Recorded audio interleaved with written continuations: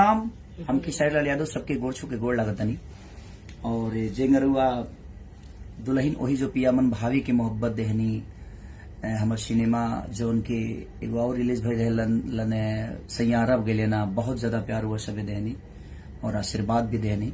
हम अचानक से लाई बनी है ऐसे जे काल एगो हमर सिनेमा रिलीज होके वाला बा चोरी चोरी चुपके चुपके जो उनकी ऐसी फिल्म के बैनर से बनल बा और प्रशांत निशांत जी ओकर डिस्ट्रीब्यूटर बनी और बहुत योगदान भी वो प्रशांत निशांत के भी बा। तब हम साहब की लोग इतना प्यार हमेशा गाना से लेके सिनेमा से लेके अपने बेटा के इतना प्यार और आशीर्वाद रवा से भी दिले कि हमेशा हम गदगद रहे रवा सबके प्यार और आशीर्वाद से। तो हम साहब की काल एगो अलग इतिहास बनाई रवा सभे अलग एगो ऊर्जा के साथ ऐसे जे हमनी के भोजपुरी जिंदा तभी रही जब सिनेमा हॉल में रवा सभे जाके और अपन प्यार और आशीर्वाद लुटाए।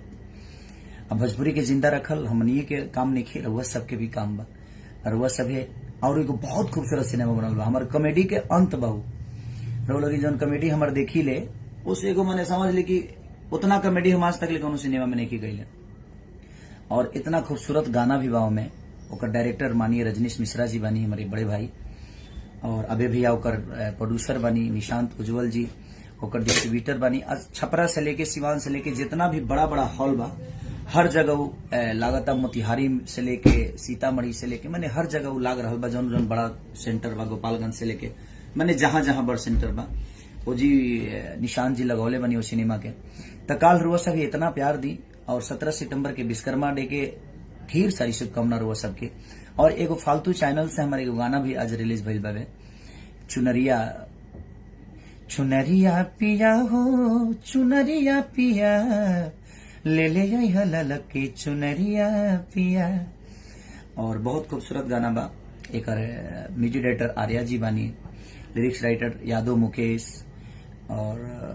बहुत खूबसूरत रक्षा गुप्ता जी में काम के लिए बड़ी और बहुत बढ़िया ही गाना बावे मने देवी भजन पहला हमार छूटल बा तो ओकरो प्यार बहुत मिलत हवे और फालतू चैनल के भी लोग प्यार दी आशीर्वाद दी तो ढेर सारा मोहब्बत के साथ काल लोग एगो अलग ऊर्जा के साथ खेसारी के मोहब्बत देवे खातिर प्लीज हॉल जाई और जब तक ले लोग हॉल में ना जाब तब ले अपन भोजपुरी जिंदा ना रही। ऐसे जो भोजपुरी भाषा के बचावे खातिर सिनेमा बहुत योगदान देला हर जगह ओकरा के देखल जाला और जब वो बहुत बड़ा हिट हो जाला तो ओकरा एगो अलग उपलब्धि मिलेला ओकर। तब रजनीश मिश्रा जी के जोड़ी और हमारे वो लोग जानते बानी कितना खतरनाक होला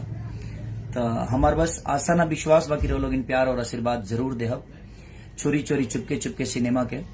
और कॉमेडी से भरपूर माने हंसत हंसत 1 मिनट वो लोग बिना हंसले ना रह इतना जान ली अपना कैरियर के सबसे ज्यादा कॉमेडी सिनेमा बनल भाई हमरा जो कि हमके लंदन में शूट कर नहीं जा तो और गाना से भी भरपूर एमे एगो गाना बहुत खतरनाक माने हमार पसंदीदा गाना बावे की तहरा ओढ़ानी पबोल देती धावा पुरवैया के जे हवा रहती। बहुत खतरनाक गाना बा और गाने से माने भरपूर मनोरंजन व सबके मिली